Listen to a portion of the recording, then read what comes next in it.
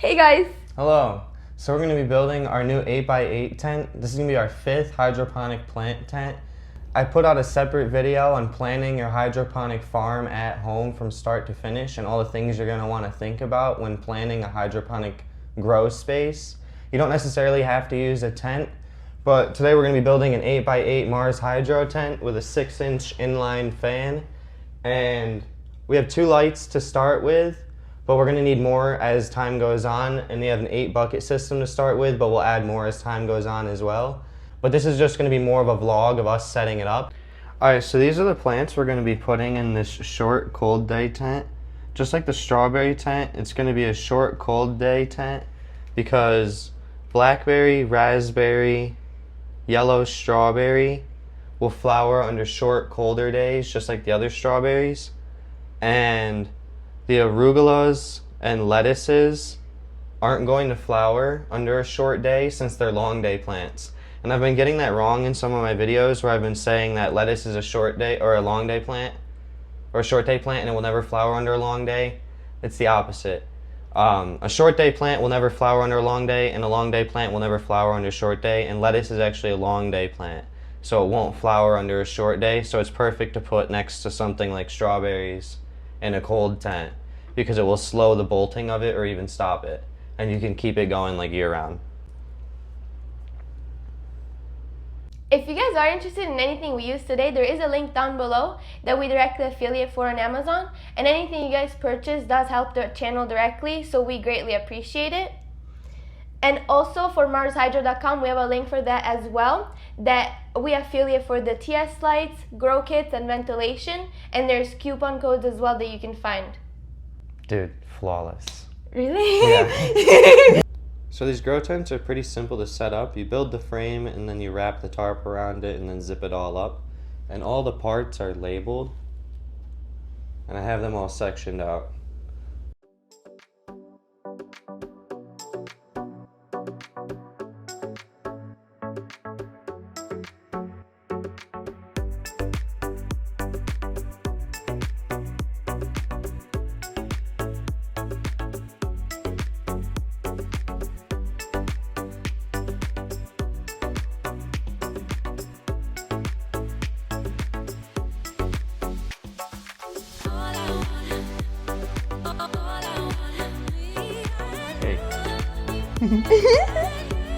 Cool. Okay.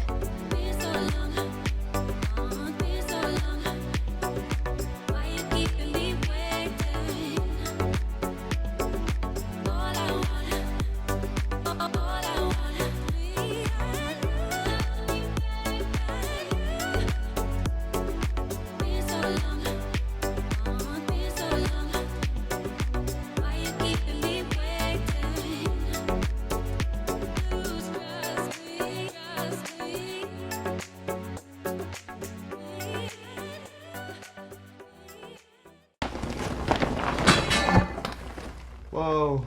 Are you good? See, that's what I mean. Yeah, just leave them out. Just leave them out. Then. Yeah, that's what I mean. You might want to leave them out until the end. I know they say to put them in, but... I know, they did say to put them all in, but they slide out easy. They're not secured by anything. It just hit you.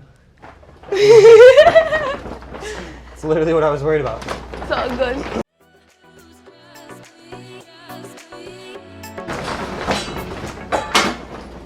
Did another one just fall on you? Yeah, not on me, but I almost hit the phone. Jeez.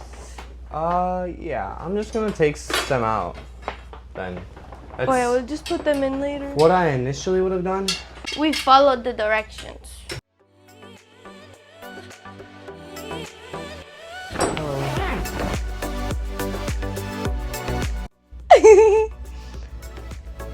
Oh yeah. This is nice. Cool. Let's go.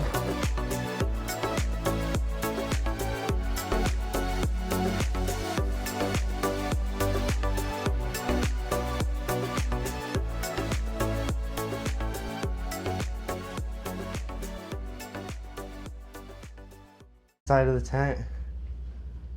So we'll be able to open these up. The air conditioner comes through because this is the window. I'll show the strawberry tent as an example really quick. So there's a window back there. It's gonna come through just like that. This is our hydroponic strawberry tent. There's 16 strawberries in there. It's a short cold day tent if you're interested. In my hydroponic playlist, there's a bunch of videos on it. So we got the TS1000s here. These are my favorite lights because they're 2 foot by 2 foot flower and 2.5 by 2.5 foot for vegetation. And they're really easy to move around, and I just think they're the best bang for your buck. They're all daisy chained together so you can dim them. I'll show that in the strawberry tent and when we set this up in here. But yeah, I just love the sleek look of them. And then, I've said this a bunch, but when I first started growing, I had grow lights from a different company, and I had about 10 of them, and every single one of them a capacitor blew and broke, and I had to change the capacitor in, and I've never had a failure with Mars Hydro. And I got Mars Hydro around the same time I got those lights as well, just to see which one would do well in the long run, and Mars Hydro beat them out. It's been about 3 or 4 years and I've never had a failure with a Mars Hydro light, so that's why there's no better light I recommend, and they're the only light I'm going to continue to use from now on. So, and I just like that they've continuously continued to upgrade throughout the years. I've seen their products get shinier and sleeker as time goes on. So, I just don't have enough good things to say about Mars Hydro. So, I got the power brick that we were missing out. So we're going to be able to hook everything up to the power in the middle here so we can get some light.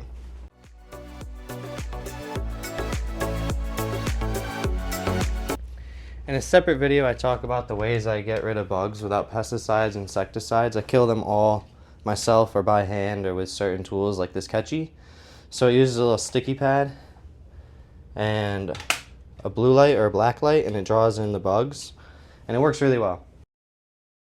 They won't solve your bug problem, but they'll definitely help and can help prevent it by like 80%. Oh.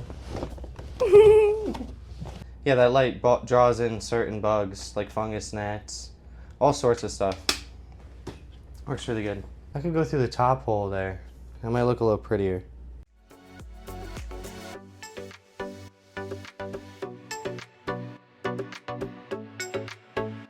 I like to try and keep all the electrical stuff off the ground too. On the off chance there's ever a spill somehow, I'm gonna use string to tie that around.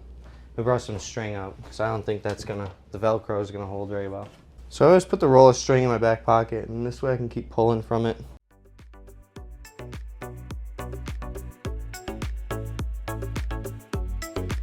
So yeah, I'd put these in at the end because you never know where you're gonna want to put them either. Because this is where you're gonna hang your plant lights, your ventilation, tie your plants up to, it's everything. So their lights come with these hooks. Just gonna cut a couple sections of string out to tie around the top, kind of like a zip tie. I just don't want to use plastic. So you can adjust the height of the hook by pulling it. So they're really convenient for hanging lights, and they come with the Mars Hydro lights. So this is where you're gonna hang your hooks from.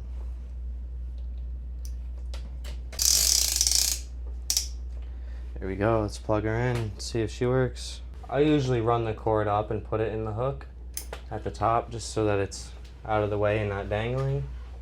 And then, what, I got the wrong side? Hang on.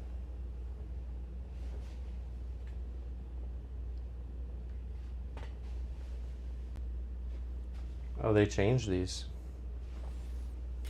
There's a thing in the back now. See that? Oh, okay. With this outlet. Okay. Hang on. They put a new dimmer on. My strawberry lights have a different one. Let me see what I need to plug into here. Well, this is the only one that's going to plug into power, so we'll start there.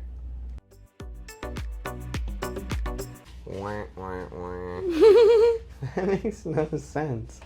So it just plugs back into the back of itself, not into like another light or something. See this? Mm-hmm. It just plugs back into itself. Now they do have this that plugs into itself. You see it has two different looking units. You see they're daisy chained together. This is the main one. So when I dim this one, they all dim or shut off. So that's what we're going to be setting up in the other tent. These ones are 1 year older. I think these are 2022, where the other ones are 2023. Alright, so we just plug it into power. This might be the bedroom one that's hooked up to the light switch. There we go. It was. Alright. Whoa! Whoa, that's bright. Jeez, these things just keep getting brighter and brighter. I'm gonna pull out the lux detector for a second. So we have the lux detector. This measures how much light your plants are getting. The natural sunlight is 32,000 to 100,000, and every plant is different. Like a house plant is okay with 1,000, but for crops, vegetables, and fruits, I like anywhere between 20 and 30,000. If you come closer, you can see these Mars Hydro lights are putting out around 75,000, 70,000 at the tip, and then it changes as we get further away. So you usually only keep them about 2 feet away from your plants, and it changes throughout their life cycle. So you can see the other Mars Hydro lights are putting out about the same amount. It changes obviously if you put it on an angle. But further away, down by the strawberries, they're getting about 18,000 lux, 20,000 lux right now, which is pretty good. Alright, so we're gonna have to set the buckets up, and they use a little bit of like adhesive to keep the components stuck in there.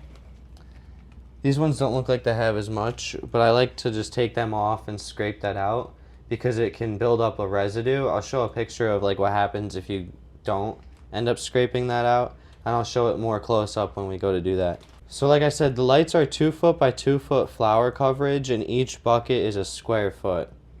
So you can put 2 buckets side by side flowering like I do with the strawberries. But they might get a little bigger and I might have to space them out a little bit, but it goes up to 2.5 feet of vegetation. So I'm going to probably do similar rows in here, and I'm just going to use the empty buckets as like a guide to where I want to like put the rows. That leaves enough space there, enough space here, and then you could kind of shimmy this over. And this could kind of be enough space here for a 1 row. But yeah, we'll not dive into it too much. It is what it is.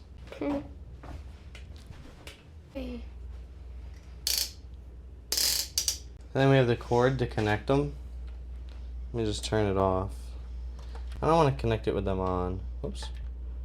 Just don't think that's a great mode of practice. And then if I connect any more lights, we'll run out of the channel here, and it'll just connect into the next lights. And that'll be the master light, so I believe you turn this off or leave it out like that. Not sure. Let's see. Oh, well, we didn't even plug in this light first. It's an awfully long cable for something that plugs into itself. I don't know why it doesn't necessarily already come kind of plugged in or attached. I'm not sure why that's like that, but it is. Alright. There we go. So we got them on the same dimmer now. This button is pushed in, and this button is not pushed in over here. Guess that's probably pretty self-explanatory, but, you know. They came pushed in, so I was kind of like, huh? Sick.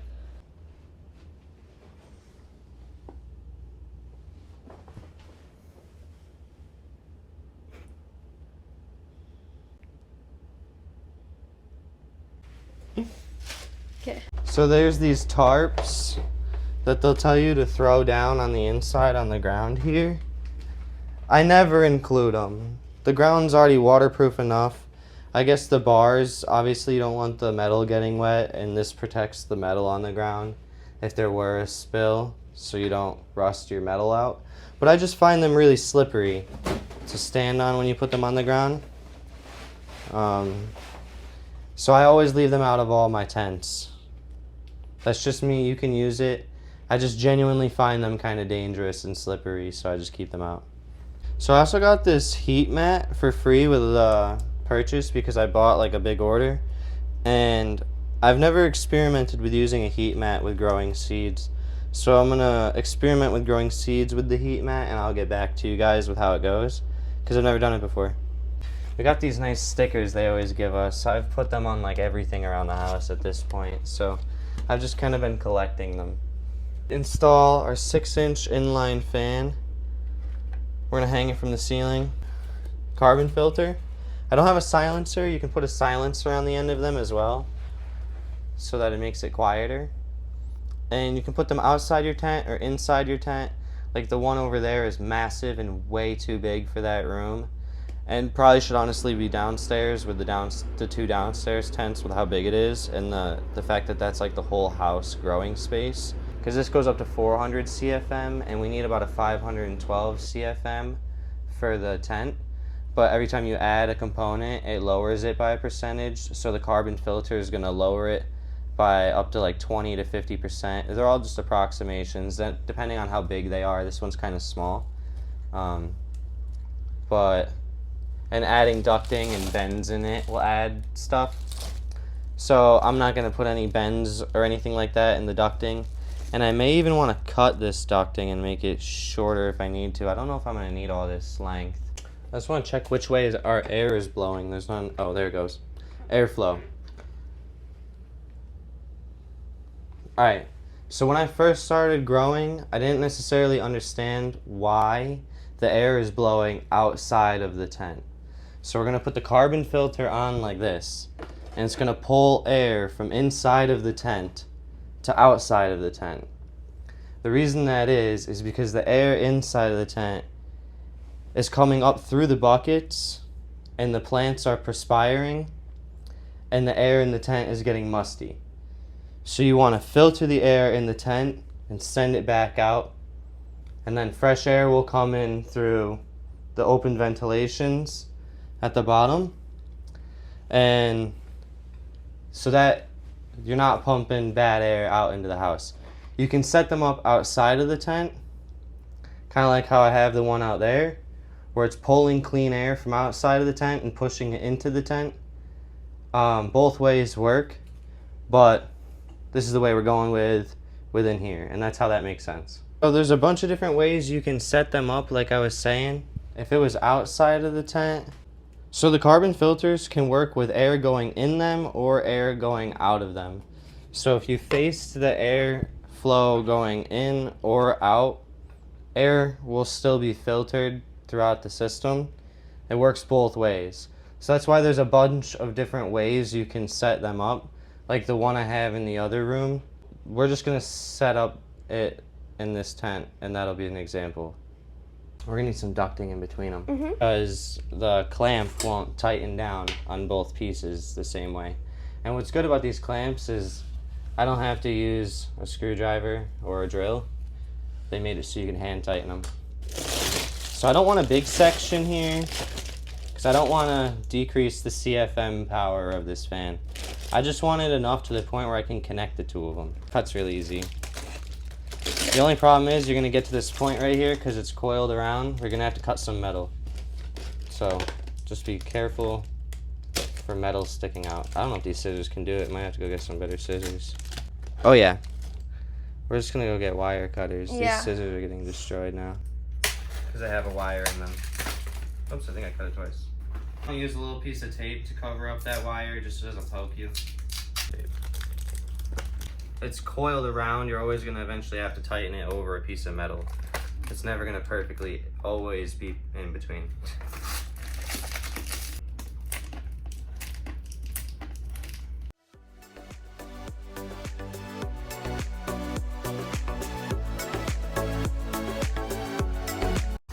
So let's put the final one on and then string it up top. These also help cool the space. That's why you're taking hot air from inside the tent and bringing it out. But I'm basically just bringing it out into the same room. So it's not like the room's gonna get too much colder by bringing it out there. So that's why I like to have the air conditioner. But if you had this airflow somewhere, perhaps not in a closed bedroom, and you might get away with another inline fan just at the bottom, pulling air out as well. Since this is only 400 CFM, where you should really have 500 CFM for this tent. And like I was saying, the air conditioner adds about 250 CFM. Probably further away from the window, because we're already gonna have the air conditioner coming in somewhat over here. So, since we only have one hook for the inline fan, what I'm gonna do is string together the four corners and put an X in the center. and we'll hang it from the X in the center. Because this is very light and the hook can definitely take it. Time. So if you were doing this alone or something, you could kind of get the same sort of result. There we go.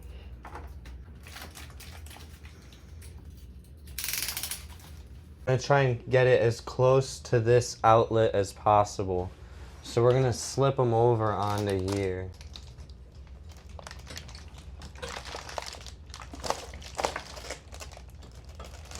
Good job. The less ducting the better because it gets more use out of your fan. So the less bends and twist and distance, the better. Let's see if it's outside of that. Control more than just one because it has 2 channel outputs. If you wanted to put 2 inline fans on the same one, it per se I had one at the bottom, which you would normally do with this tent if I didn't have an air conditioner coming in. So you plug it into your sensor or your thermostat. Thermostat. Your mama's. And then you plug in your sensor that's going to read the temperature of the room. You want to hang that somewhere where it's going to get an accurate reading.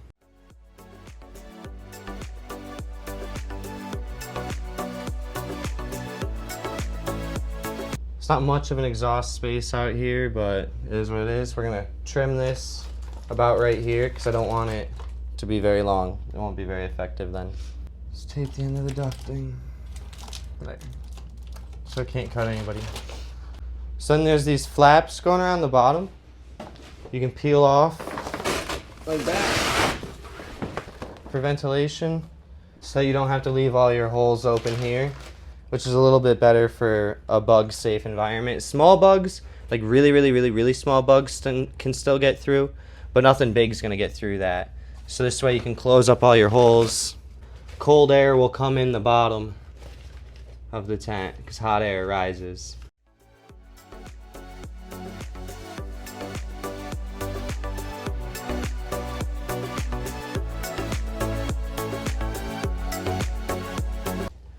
There's a bag you can hang from the wall right here. You can use to hold some of your supplies. Alright, so that's it at full blast. You can see it kind of blowing there.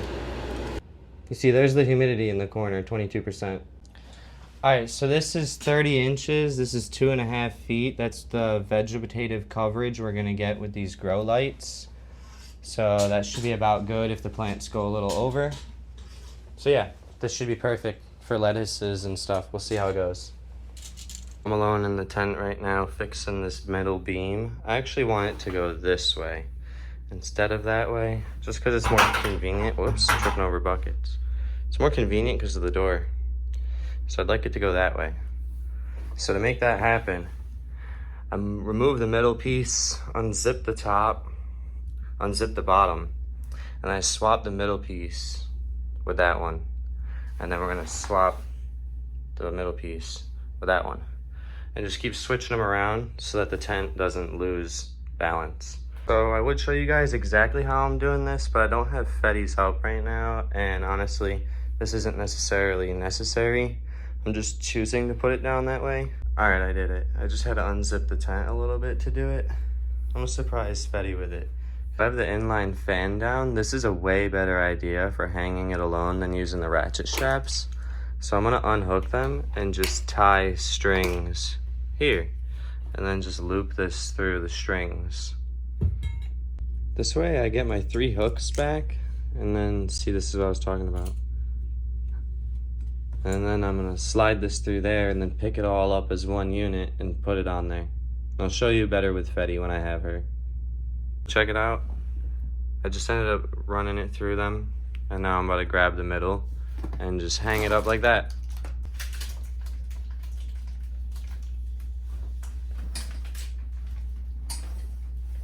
Dude, that was so much simpler, honestly. Learned from my mistakes. I can't wait to show Fetty. All right, so we just got the air conditioner in, and usually when you cool a space, you do 20 BTUs per square foot.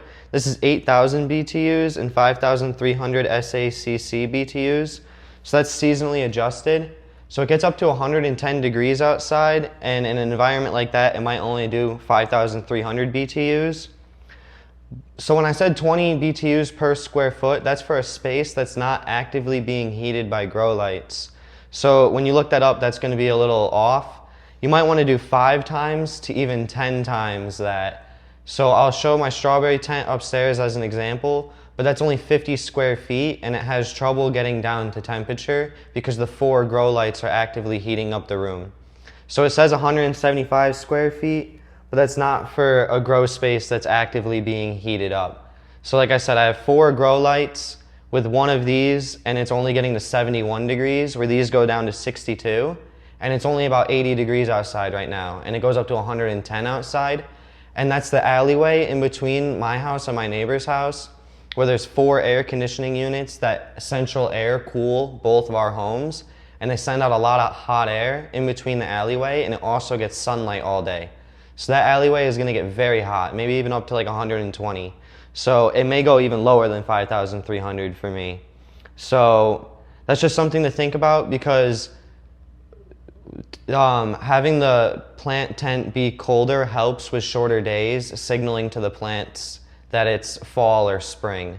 And if you're having trouble figuring out if your plant is a short day or a long day plant, if it's a short season plant, it's likely a short day plant. If it's a long season plant, it's likely a long day plant. And spring and fall crops are usually short day because they're grown in colder climates.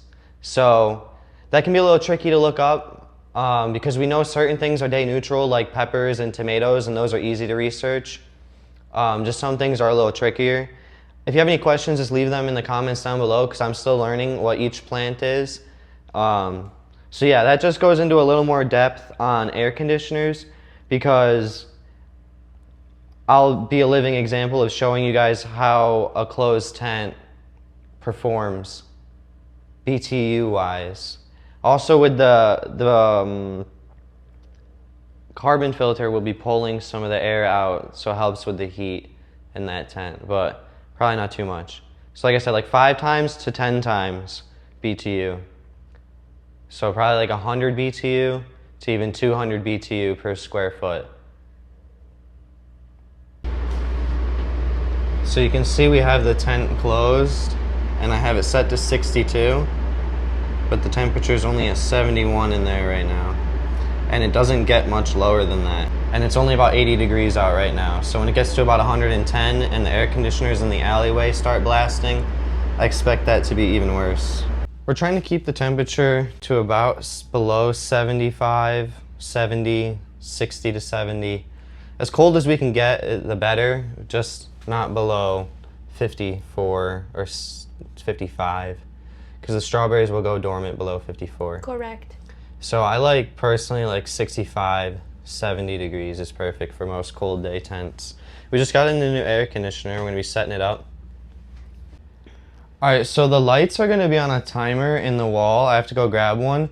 But the ventilation in the air conditioner, and the catchy, I don't wanna have shut off when the lights shut off. So those aren't going to be on a timer. So I just need to put them on a different outlet.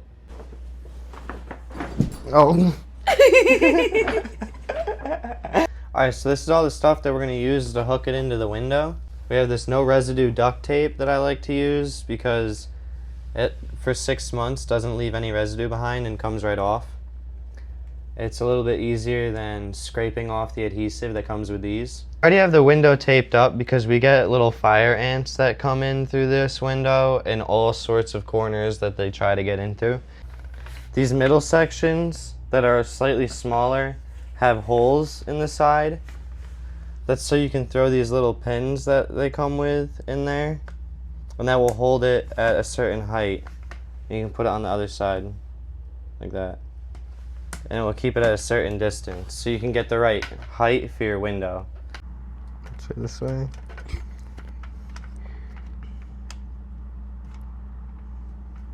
Close it in the window.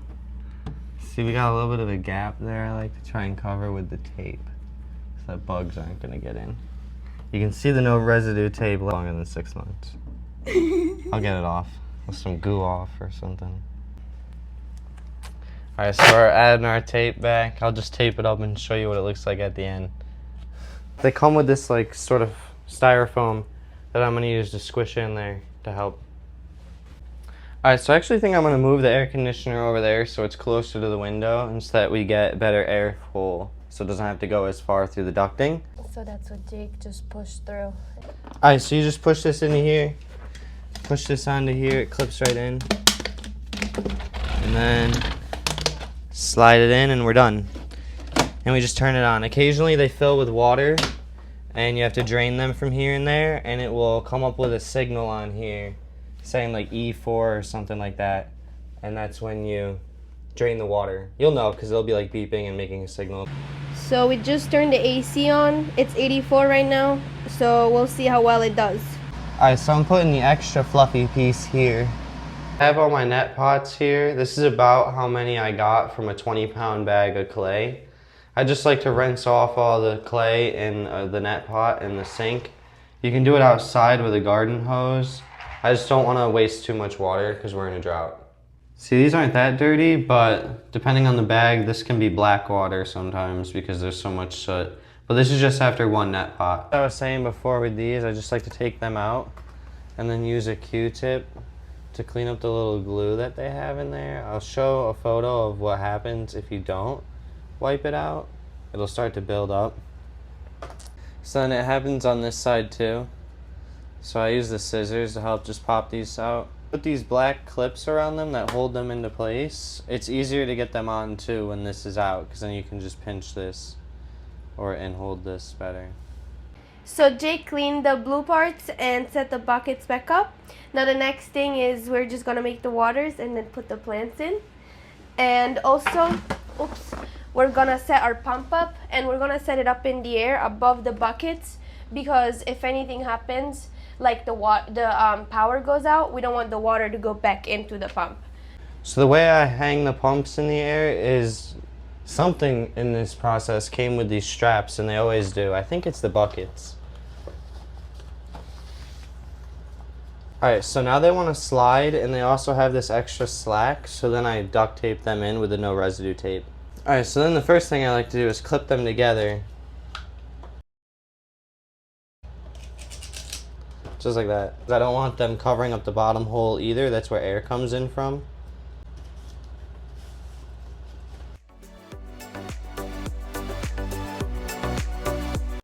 Now we can hang our air pump.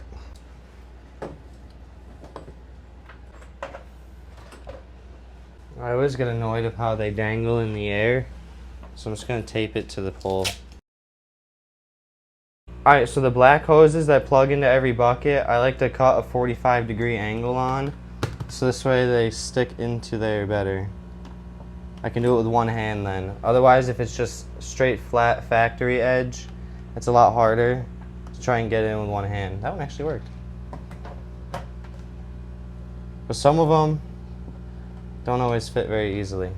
So I'm going to plug all their hoses in and then run their air hoses down the middle into the air pump so that it's all organized in the center. Now I'm going to add fresh water up to halfway. When I start new plants, like new seedlings, I like to do 1 EC. That's half fresh water and half nutrient water with the bundle I use. If you use a different bundle, it may be different. So I'm adding a little bit of HydroGuard. You add this through all stages of the plant's life cycle when you water, about 2 milliliters, and you can't really add too much, so I don't measure anymore. This helps cure root rot, prevent root rot, gets bigger, whiter, stronger roots, and turns old, dead organic matter into stuff that your plants can break down, decompose, and eat. So no matter what nutrient bundle you use, I highly recommend HydroGuard. Small holes in the top there so that I can just pour a little in like that, and that's about 2 milliliters. Like I said, you can't really add too much. A halfway marker is about where the label begins. That's about halfway, even if it doesn't look like it. So I'm just going to go around and add fresh water halfway to all these buckets. So we're doing blackberry, yellow strawberry, a really small raspberry because I don't want the algae to kill it, gourmet lettuce, red acre cabbage, arugula, and Brussels sprout. I think Brussels sprout will flower under a short cold day. I'm not sure. I need to check that because that might be a long day plant like lettuce where we're trying not to have those flower. So I just need to double check that. But regardless, I want to get it into a bucket. So I'm going to show you guys all of this part. I don't want to skip through any of it. It's a good time to transplant them when they're past their first 2 starter leaves and they're getting a little bigger, or roots start poking out the bottom and are a couple inches long, or it's been a couple weeks. So these are all at the point where I feel like it's a good time to transfer them, except for probably raspberry. But I've had trouble growing stuff like blueberries where they're really small and sometimes the algae gets to them and kills them. So you'll see when we put the clay in, some of these plants like raspberry are super small, and you can't help but having some of the cube exposed to the light. And if the cube is exposed to the light, it'll grow algae. Plant gets bigger, then you can add more cubes into the side of it. I don't know why I say cubes. Clay into the side of it. Fill the net pot up to like about 60%. The reason I grow them all in individual cups is so that their roots don't get stuck together in the dome.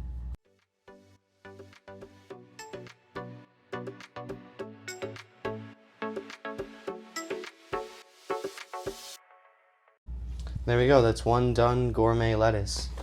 Until we fill it up with nutrient water, we won't have to do anything with it for probably like a month. I grew one of these for a year before and it never flowered, and it was massive, but I don't have any really good pictures or videos of it. I might have like 1 second of a clip of it.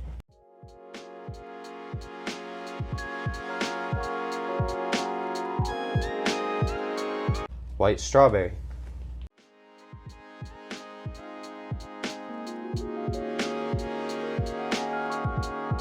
And that is blackberry.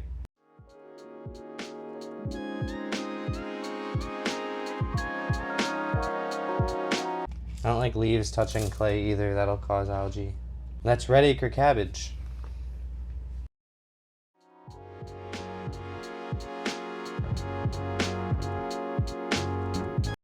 And that is arugula.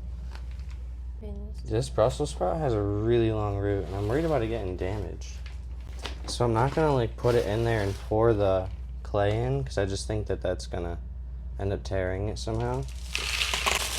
So I'm gonna lay it in there.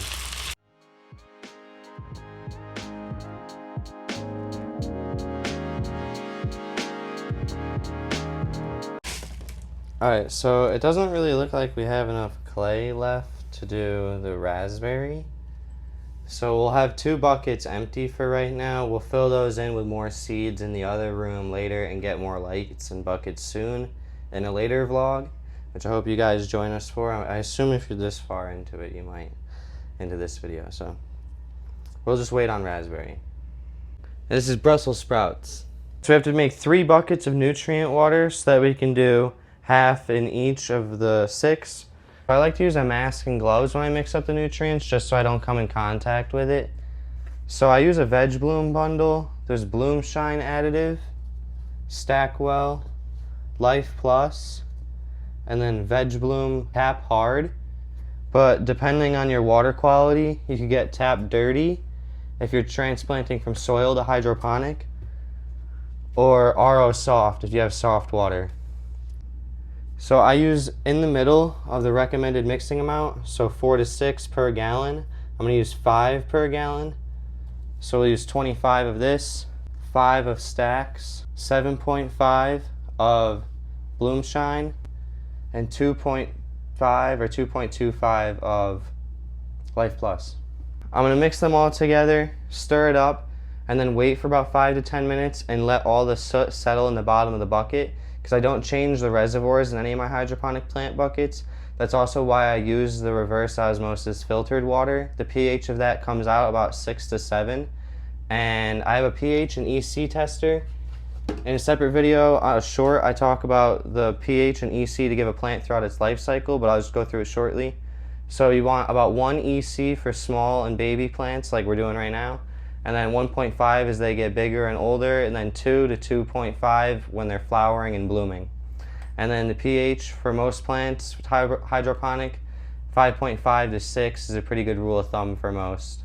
And I don't ever really have to adjust it because actually adding these to the water brings it right to about the pH I always need.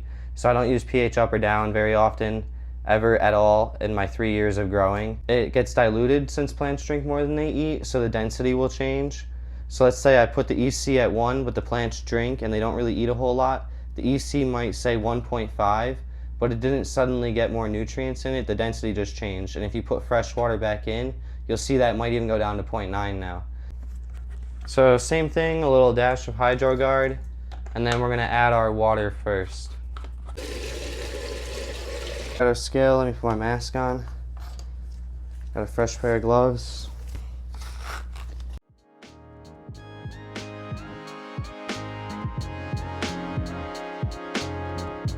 Alright, so it's been a couple minutes and the water has settled. I just wanted to show you guys the pH and EC. So, like I said, the EC is around 2. What's wrong with this pH tester? I think I have 2 pH testers. 4.6 is kind of low. Freshwater is at 6.1, 6.2, and the nutrient water went all the way down to 4. 4.07, 3.98. I wonder if that's because I'm using Tap Hard. For the last 3 years, I've actually used Veg Bloom Dirty. I recently switched to Tap Hard.